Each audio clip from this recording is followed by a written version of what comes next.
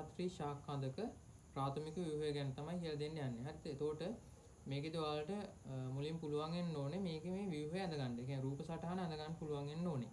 හරිද? ඒ නිසා මම දැන් මේකේ රූප සටහන අඳින විදිය කියලා දෙනවා. ඒ ගාමම ඒ වගේ ව්‍යුහය සහ කෘත්‍ය ගැනත් කියාගෙන තමයි යන්නේ. හරිද? ඊට පස්සේ අපි නෝට් එකක් ලියාගමු මේකෙන් පස්සේ. හරිද? එතකොට මුලින්ම ඔයාලා මේක අඳින විදිහ බලාගෙන ඉන්න සහ හොඳට අහගෙන ඉන්න. මම මෙයාගේ මේ ව්‍යුහය සහ කෘත්‍යත් විස්තර කරගෙන තමයි යන්නේ. හරිද? හරි. මුලින්ම ඔයාලා මේකෙදි කරන්න ඕනේ මේ පිටතින්ම තියෙන සෛල ස්තරය ඇඳ ගන්න ඕනේ. ඒ කියන්නේ මෙයාගේ රවුමක් ඇඳ ගන්න ඕනේ.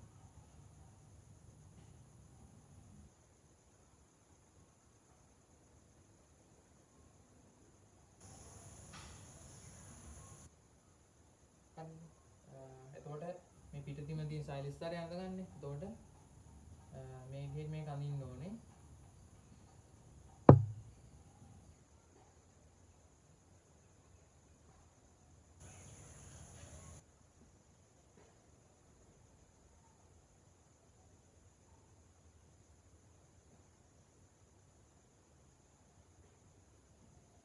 හරි. එතකොට මේ පිටතින්ම තියෙන මෙන්න මේ සෛල ස්තරයට අපි කියන්නේ අපිචර්මය කියලා. හරිද? මේ පිටතින්ම සෛල ස්තරයට කියන්නේ අපිචර්මය කියලා.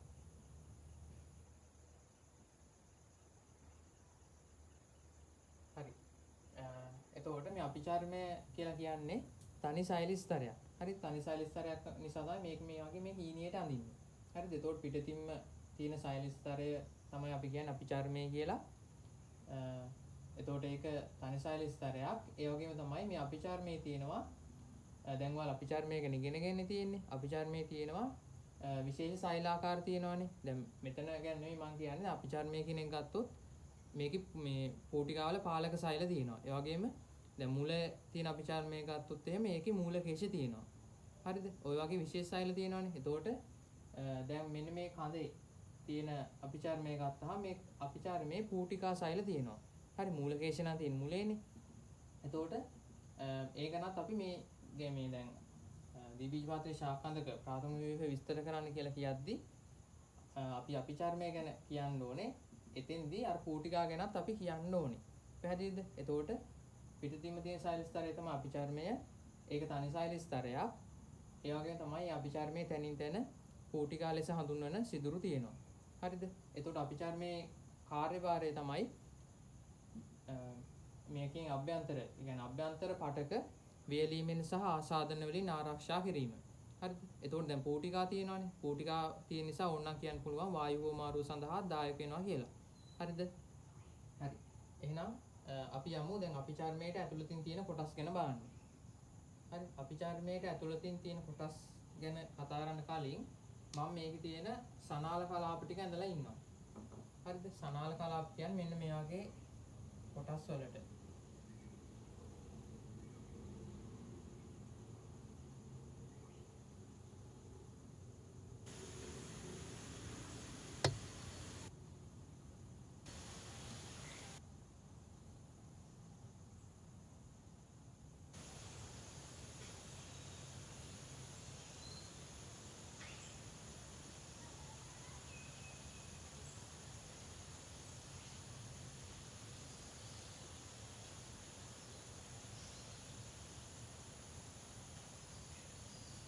හරිද? එතකොට අපිචර්මයේ තියෙනවා පිටතින්ම ඊට පස්සේ මේ වගේ සනාල කලාප තියෙනවා. මේ සනාල කලාප සහ අපිචර්මයේ අතර තියෙන මෙන්න මේ පූරක පටක පද්ධතියට අයත් පටක වලට අපි කියන්නේ බාහිකය කියලා. හරිද? එතකොට මේ කලාපය ආයේ තියෙන්නේ පූරක පටක පද්ධතියට. ඔයාලා පටක පද්ධතිය ඉගෙනගෙන තියෙන්නේ. අපිචර්මය ආයේ තියෙන්නේ චර්මීය පටක පද්ධතියට. එතකොට මෙන්න මේ කොටස ආයේ තියෙන්නේ පූරක පටක පද්ධතියට. එතකොට අපිචර්මයේ සහ මෙන්න මේ සනාල කලාප අතර තියෙන මෙන්න මේ පටක වලට අපි කියන්නේ බාහිකය කියලා. හරි මේ තියෙන්නේ බාහිකය.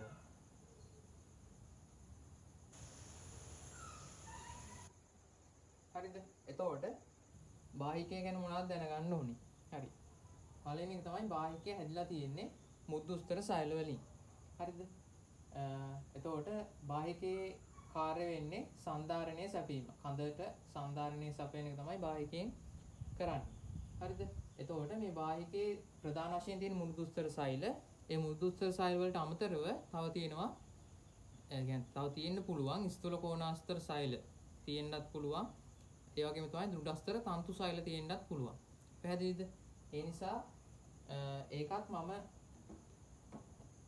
වලයාකාර නිකන් රවුමක් විදිහේ ලකුණු කරලා තියන්නම්. හරිද?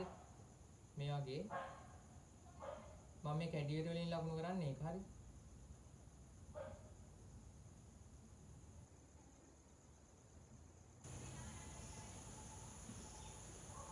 හරිද? එතකොට ඒ වගේ අභිචර්මයට ඇතුළතින් බාහිකයේ තියෙනවා බාහික ප්‍රධාන වශයෙන්ලා තියෙන මුදුස්තර සෛල වලින්. නමුත් මුදුස්තර සෛල වලින් ප්‍රධාන වශයෙන් හැදුනට සමහර වෙලාවට ස්ථූල කෝණාස්තර සෛල සහ දෘಢස්තර තන්තු සෛල තියෙන්න පුළුවන්. හරිද? එතකොට ඒක මම මේ වගේ ලකුණු කරන්නම්.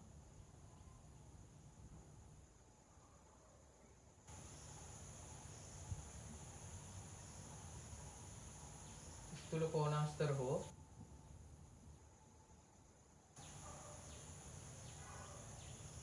දෘಢස්තර තන්තු. හරිද? එතකොට දැන් මේක කිව්ව ගමන් මතක් වෙන්න ඕනේ. මේ සෛල වල විශේෂ කාර්යභාරයක් තියෙනවා.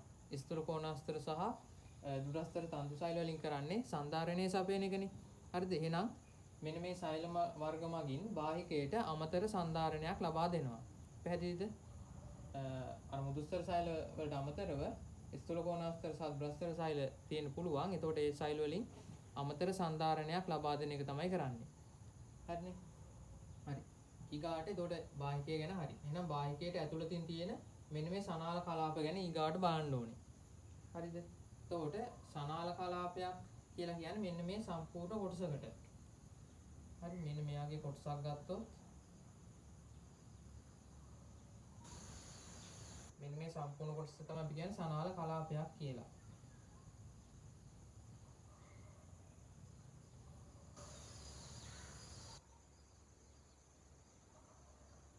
හරි. එතකොට මේ සනාල කලාපයක් මම දැන් මේක ලොකු කරලා අඳලා පෙන්නන්නම්. හරි. ඒක සනාල කලාපයක් අපි ලොකු කරලා ඇන්දොත් ඕක තියෙන්නේ මෙන්න මේ විදිහට.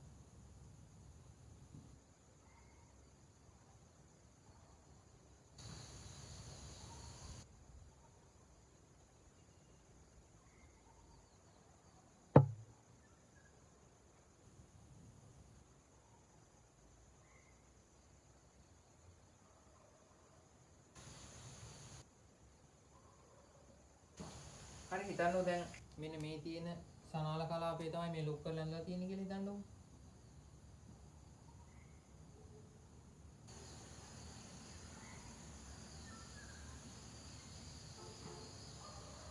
හරිද? එතකොට බලන්න මේකේ ඒක සනාල කලාපයක් ගත්තාම මේකේ කොටස් දෙකක් තියෙනවා පැහැදිලි ඔයාලට පේනවා. හරිද? මේකෙන් මෙන්න මේ බාහිකය නෑ. මේකෙන් මජ්ජාව දිශාවට තියෙන පටක වලට අපි කියන්නේ. දැන් මෙතන ගත්තොත් මේ සනාල කලාපයෙන් මෙන්දා තියෙන්නේ. එතකොට මේකේ මේ මජ්ජාව මෙන්න මේ මැද්දේ තියෙන කොටස තමයි අපි කියන්නේ මජ්ජාව කියලා. එතකොට මේ සනාල කලාපයක මජ්ජාව දිශාවට පිහිටන කොටසට අපි කියන්නේ ශෛලමය කියලා. හරි ඒ කියන්නේ ශෛලම් පටකය. එහෙනම් මේ තියෙන්නේ මොකක්ද? මේක තමයි මේ නිල් පාටින් පාට කරන කොටස තමයි ශෛලම් පටකය.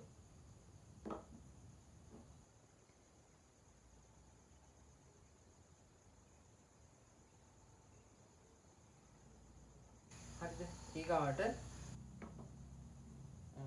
දැන් මේ සනාල කලාපේ බාහිකයේ දිශාවට මේ පැත්තේ තියෙන බාහිකය සනාල කලාපේ බාහිකයේ දිශාවට තියෙන මෙන්න මේ පට කොටසට අපි කියන්නේ ඒ කියන්නේ මෙන්න මේ කොටසට අපි කියන්නේ හරි ෆ්ලෝයමය කියලා. හරිද?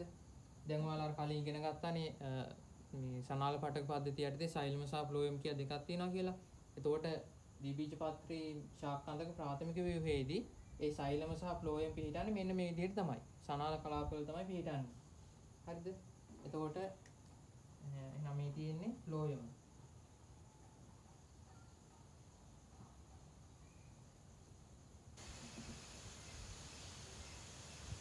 හරිද? එතකොට ඔයාලට පේනවා මේ සෛලම සහ ෆ්ලෝයම් දෙක වෙන් කරගෙන මෙන්න මෙතන තියෙනවා තව සෛල ස්තරයක්.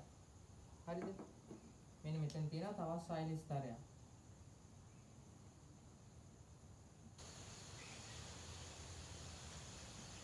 එතකොට මෙන්න මේකට අපි කියන්නේ අන්තක් කලාපීය කැම්බීම කියලා. හරිද? ඒකට කියන්නේ මොකක්ද? ඒකට කියන්නේ අන්තක් කලාපීය කැම්බීම.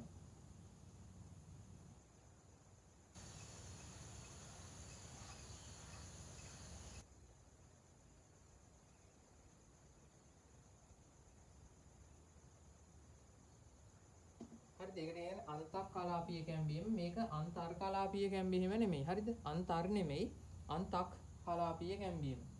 හරිද? එතන අන්තර් කිව්වොත් දැන් බැරිලා කිව්වොත් මේ අන්තර් කලාපීය කියලා. ඒතකොට අදහස් වෙන්නේ කලාප දෙකක් අතර කියන එකනේ. එතකොට එකම සනාල කලාපයේ ඇතුලේ තියෙන කැම්බීම නිසා තමයි ඒකට කියන්නේ අන්තක් කලාපීය කැම්බීම කියලා. හරිද? හරි. එතකොට මේකේ තියෙන විශේෂ ලක්ෂණය තමයි මේ සෛලම සහ ෆ්ලෝයම දෙක අතර තියෙන අන්තක් කලාපීය කැම්බීම. හරි. එතකොට මේ පිටින් ඇඳලා තියෙන මොකක්ද? දැන් මම මේ වගේ ඇඳලා තිබ්බේ නෑ. ඒකත් ඔයාලා අඳින්න ඕනේ. ඒ කියන්නේ මේ හැම සනාල කලාපයකටම පිටින් තියෙනවා මෙන්න මේ වගේ සෛල ගොනුවක්. මේ සෛල ගොනුව ඉඳලා තියෙන දුරස්තර සෛල වලින්. හරි.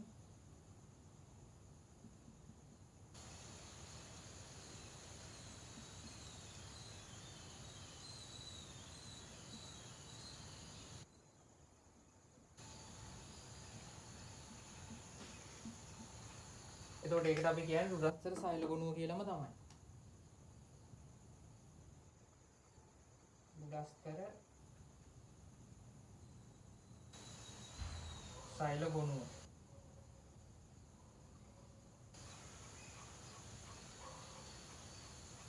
හරිද? එතකොට මෙන්න මේ විදිය තමයි සනාල කලාපයක් පිළිටන්නේ.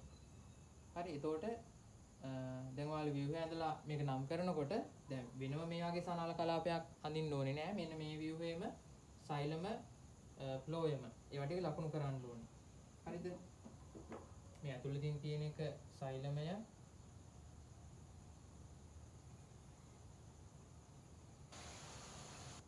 හරි ඊගාට බාහිකයේ දිශාවට තියෙන මෙන්න මේ කොටස මේකට කියන්නේ ෆ්ලෝයමය කියලා.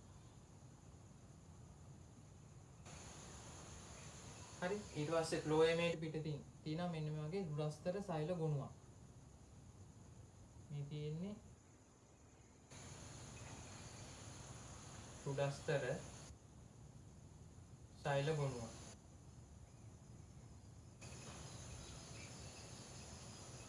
හරි මේ මැද්දෙන් තියෙන අන්තක් කලාපීය කැම්බීම. හරිද? එතකොට දැන් මේ වගේන් ගත්තොත් එහෙම මෙයාගේ කෘත්‍ය ගැන කියනවා නම් සෛලම් පටකේ කෘත්‍ය වෙන්නේ ජලය සහ ಖನಿජ පරිවහනය කිරීමනේ. එතකොට සෛලම් පටකයේ ඇදලා තියෙන සෛල වර්ගත් ඔයාලා දන්නවා. සෛලමී වාහිනී, වාහකාභ, තන්තු, සෛලමී තන්තු සහ සෛලමී මුදුස්තර. හරිද? එතකොට ෆ්ලෝයම් පටකේ හැදෙන්නේ සාචර සෛල, පෙනිරනාලේක සෛල, ෆ්ලෝයමී තන්තු, ෆ්ලෝයමී මුදුස්තර. ඒ කෘත්‍ය වෙන්නේ අර කාබනික ද්‍රව්‍ය පරිහානිය. කියන්නේ ෆ්ලෝයම් පරිසංක්‍රමණය. හරිද? එතකොට කෘත්‍ය ගැන කියනවා නම් ඒක තමයි එයාගේ කාර්යභාරය වෙන්නේ. එතකොට මේ අන්තක් කලාපීය කැම්බීම කියන එක ගැන අපි කතා කරනවා ද්විතීයික වර්ධනයේදී.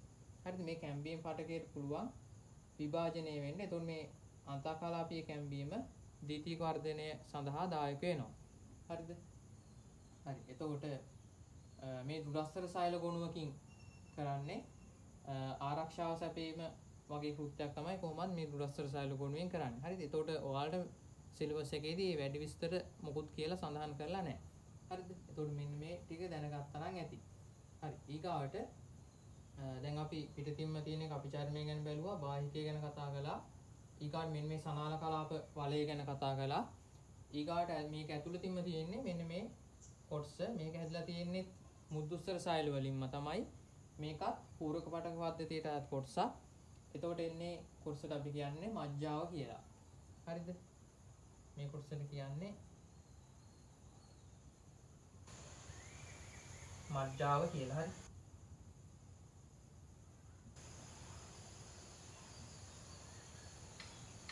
ඒක මජ්ජාව. එතකොට හැදලා තියෙන මුදුස්තර සෛල වලින්.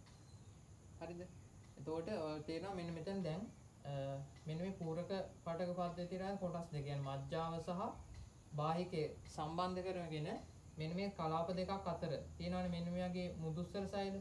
හරි මෙන්න මේ තීරු වල තියෙන මුදුස්තර සෛල තියෙන්නේ. හරිද? එතකොට එන්නේ මුදුස්තර සෛල වලින් තමයි මේ බාහිකය සහ මජ්ජාව එකිනෙකට සම්බන්ධ කරන්නේ. හරිද? එතකොට ඕකෙදි ඕකට මොනවාද? මජ්ජා කිරණ, ප්‍රාථමික මජ්ජා කිරණ කියලා නමක් දීලා තිබ්බා කලින් සිලබස් එකේදී මෙන්න මේ වගේ කලාප දෙකක් අතර තියෙන තීරු වලට. හරිද? නමුත් දැන් සිලබස් එකේදී මේ නම කොහෙවත් සඳහන් කරලා නැහැ. හරිද? නමුත් සමහර ප්‍රශ්නවලදී ඔයාලට හම්බෙන්න පුළුවන් නිසා මම මේක ලකුණු කරලා තියන්නම්. මජ්ජා කිරණ. හරිද?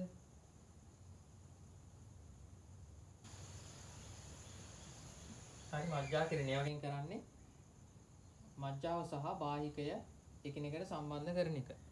හරිද? එතකොට මෙන්න මේක තමයි මේ ද්විබීජපත්‍රී ශාඛාන්තක ප්‍රාථමික ව්‍යුහය. හරි ව්‍යුහය මේක සහ ඒකේ කෘත්‍යය ওই ටික තමයි. හරිද? එතකොට මම ඉක්මනින් ඕනනම් මේ ටික ආයෙ මතක් කරන්නම්. පිටදින්ම තියෙන්නේ මේකේ අභිචර්මය කියන්නේ තනි සෛල ස්තරයක්. ඒකේ පූටිකා තියෙනවා. හරිද? අභිචර්මයේ පූටිකා තියෙනවා. එතකොට අභිචර්මයේ කාර්යභාරය වෙන්නේ ඊට ඇතුළතින් තියෙන පටක වියලීමෙන් සහ ආසාදන වලින් ආරක්ෂා කිරීම.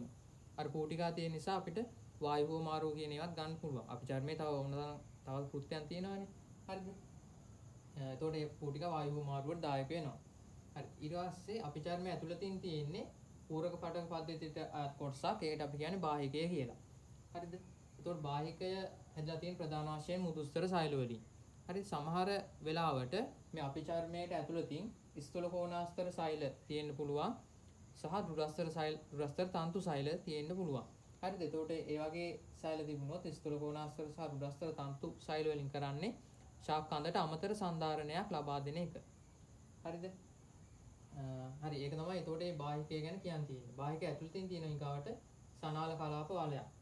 හරිද? සනාල කලාප ගත්තාම මේ ද්විබීජපත්‍රී ශාඛාන්තක සනාල කලාප ඒක කේන්ද්‍රීයව වලයාකාරව ක්‍රමවත් රටාවකට තමයි මේ පිළියෙලලා තියෙන්නේ.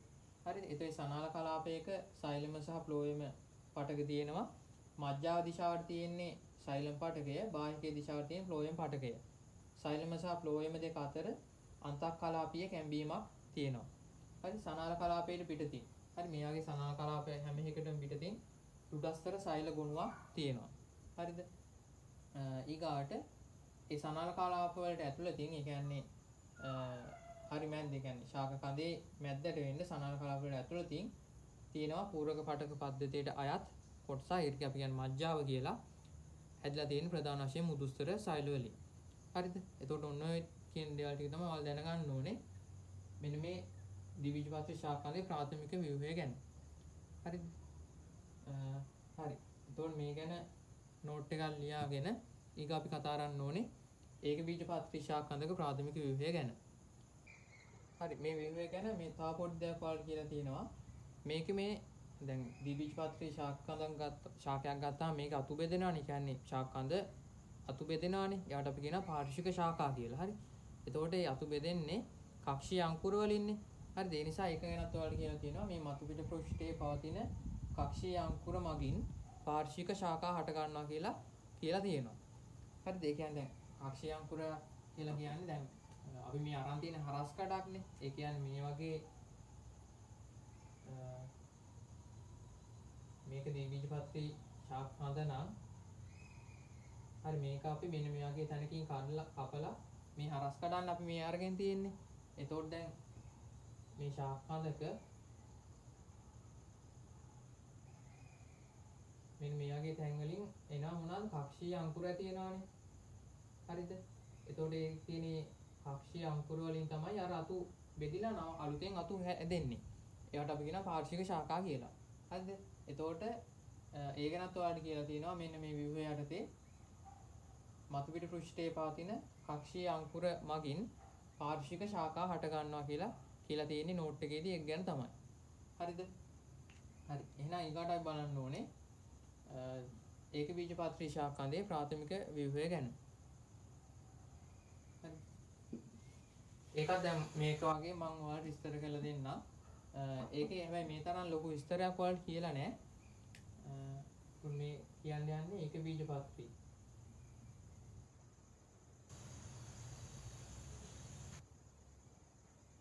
ශාඛාන්ත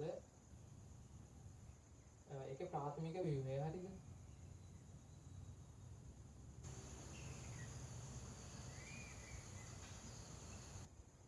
හරි. එතකොට ඒකෙත් මුලින්ම ව්‍යුහය සහ කෘත්‍රිම විස්තර කරලා දෙනවා. ඒකෙත් මුලින්ම පිටතේ තියෙන්නේ අපිචාර්මේ තියෙන්නේ. ඒ කියන්නේ තනි සෛල ස්තරයක් තමයි තියෙන්නේ.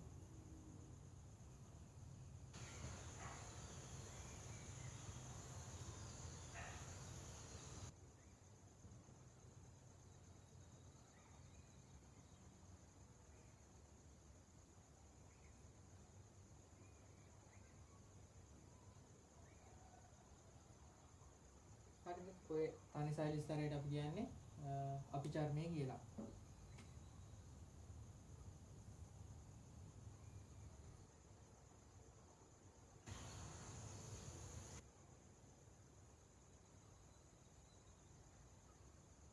හරිද? එතකොට ඒකත් තනි සෛල ස්තරයක්. ඒකේ කාර්ය වෙන්නේ අර ඇතුළෙන් තියෙන කොටස් වේලීමෙන් සහ ආසාදන වලින් ආරක්ෂා කරන එක. අර වගේ පූ ටිකක් තියෙනවා. හරිද? නමුත් මේක ව්‍යුහය ගැන විස්තර කරලා ලොකු විස්තරයක් වල දීලා නැහැ මේ ඒක බීජපත්‍රී ශාක කඳ ගැන. හරිද? මේ දෙක අතර සංසන්දනයක් වගේ තමයි ඒක දීලා තියෙන්නේ. හරි. එතකොට පිළිතිම අභිචාර්මයේ තියෙන එක හරි. ඊගාට බලන්න ඕනේ අභිචාර්මයේ ඇතුළතින් තියෙන පටක ගැන. ඒකෙදි දැන් මෙන්න මෙතන ද්විබීජපත්‍රී ශාක කඳ ගණන් අපිචාර්මයේ ඇතුළතින් තියෙන මෙන්න පූරක පටක පද්ධතියට අයත් කොටස බෙදුනානේ බාහිකය සහ මජ්ජා විදිහට. හරි පැහැදිලිව අපිට හඳුනා ගන්න පුළුවන් ප්‍රදේශ දෙකක් බාහිකය සහ මජ්ජා විදිහට. හරි. එතකොට නමුත් මේ අපිචාර්මයේදී ඒ වගේ අර පූරක පටක පද්ධතිය බාහිකය සහ මජ්ජා විදිහට විභේදනය වෙලා නැහැ. හරි පැහැදිලිව වෙන් කරලා හඳුනා ගන්න පුළුවන් කලාප දෙකක් නැහැ පූරක පටක පද්ධතිය තුල. හරි එහෙම වෙන්නේ මේකේ තියෙන මේ සනාල කලාප මේ පිහිටන්නේ එන කියන්නේ අක්‍රමාත් විදිහට තමයි පිහිටන්නේ. මේකේ වගේ මේ ලස්සනට වලයාකාර විදිහට පිහිටන්නේ නැහැ. හරිද? ඒතකොට ඒකේ සනාල කලාප තියෙන්නේ මේ වගේ.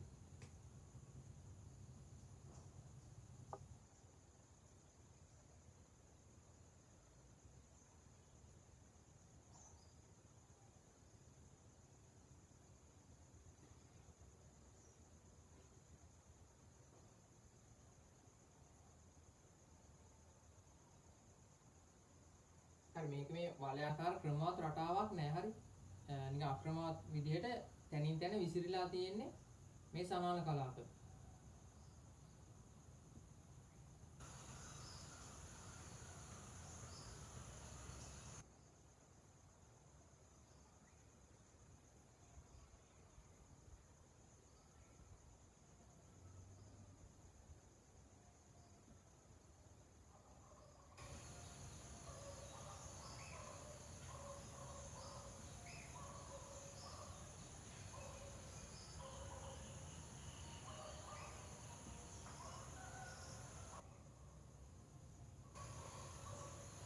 හරිද? එතකොට දැන් ඔයාලට තේරෙනවා මේකේ මේ පූරක පාඨක පද්ධතියේ වගේ අර බාහිකය සහ මජ්ජා විදිහට පැහැදිලිව ප්‍රදේශ දෙකකට බෙදුනේ මෙන්න මේ සනාල කලාප ටික ලස්සනට වලයක් විදිහට තිබුණු හින්දානේ. ඒ වලය සහ අපිචාර්මයේ අතර තියෙන කොටසට කිව්වනවා බාහිකය කියලා. මෙන්න මේ වලයට ඇතුළතින් තියෙන කොටසට කිව්වා මජ්ජා කියලා. නමුත් දැන් මෙතන එහෙම එකක් අපිට කියන්න බෑනේ. මොකද හැමතැනම විසිරීලා තියෙන හින්දා. හරිද? ඒ නිසා මේකේ තියෙන විශේෂ දේ තමයි පූරක පාඨක පද්ධතිය බාහිකය සහ මජ්ජා විදිහට විභේදනය වෙලා නැහැ. හරි? ඒ නිසා අපිට මේක නිකම්ම පූරක පාඨක පාඨකය කියලා තමයි ලකුණු කරන්න වෙන්නේ. හරි?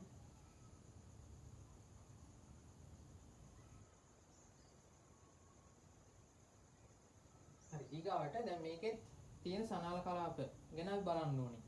ඒකේ සනාල කලාපයක් අපි ලොකු කරලා බලමු මේක ඇඳා වගේ. හරිද?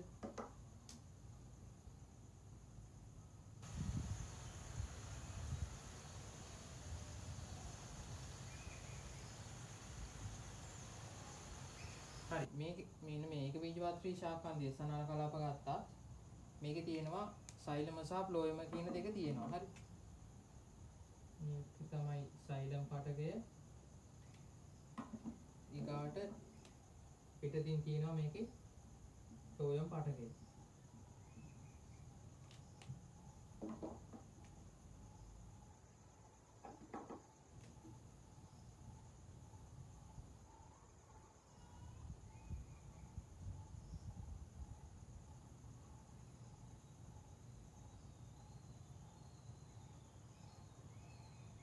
ඒ දෙක හරි සෛලම සහ ෆ්ලෝයම දෙකේ වෙනසක් නැහැ. හැබැයි දැන් ද්විබීජපත්‍රී සනාල කඳේ සනාල කලාපයක් ගත්තාම මෙන්න මේ සෛලම සහ ෆ්ලෝයම දෙක අතර තිබ්බ මොකද්ද අන්තක්කලාපීය කැම්බීමක් තිබුණානේ. හරිද? ඔන්න ඔය කියන අන්තක්කලාපීය කැම්බීම මෙන්න මේ ඒකබීජපත්‍රී ශාක කඳක සනාල කලාපයක නැහැ. හරි සෛලම සහ ෆ්ලෝයම දෙක අතර අන්තක්කලාපීය කැම්බීමක් නැහැ. හරිද? ඒක එක වෙනස්කමක් මෙන්න මේ දෙක අතර. පැහැදිලිද? අනිත් එක තමයි දැන් මෙන්න මේකෙදි නම් සනාල කලාපයට පිටතින් තිබුණා රුධස්තර සෛල ගොනුවක්. හරි. ඒ වගේ රුධස්තර සෛල ගොනුවක් මේ ඒකබීජපත්‍රියකේදී නැහැ. හරිද? රුධස්තර සෛල ගොනුවක් නැහැ. හැබැයි මෙන්න මේ සම්පූර්ණ සනාල කලාපයම වට කරගෙන රුධස්තර ඒ කියන්නේ මේ කලාප කොපුව කියලා එකක් තියෙනවා. හරි? මේ සම්පූර්ණ සනාල කලාපයම වට කරගෙන කලාප කොපුව කියලා එකක් පිටලා තියෙනවා. හරි? මෙන්න මේ වගේ.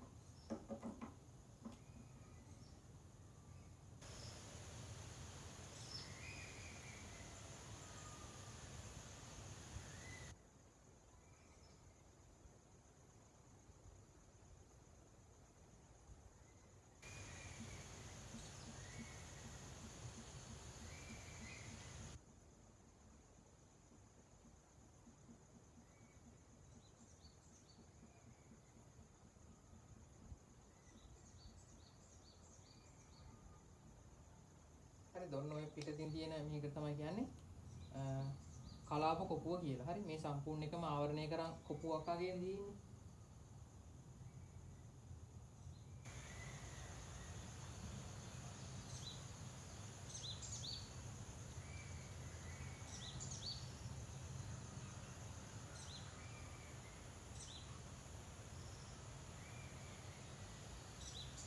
හරි ඔන්න ඔය විදිහට තමයි මෙන්න මේ ඒකබීජපත්‍රී ශාක කඳක සනාල කලාපයක් පිහිටන්නේ. හරිද?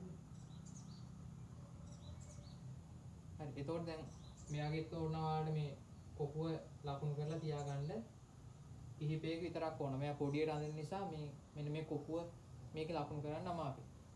හරිද? එතකොට ඒකබීජපත්‍රී ශාක කඳේ ප්‍රාථමිකව අඳින්න කිව්වොත් මෙන්න මෙයාගේ විභාග තමයි ඔයාලා අඳින්න ඕනේ. එතකොට මේකෙත් මේ තියෙන්නේ සනාල කලාප. හරි මේ තියෙන්නේ සනාල කලාප.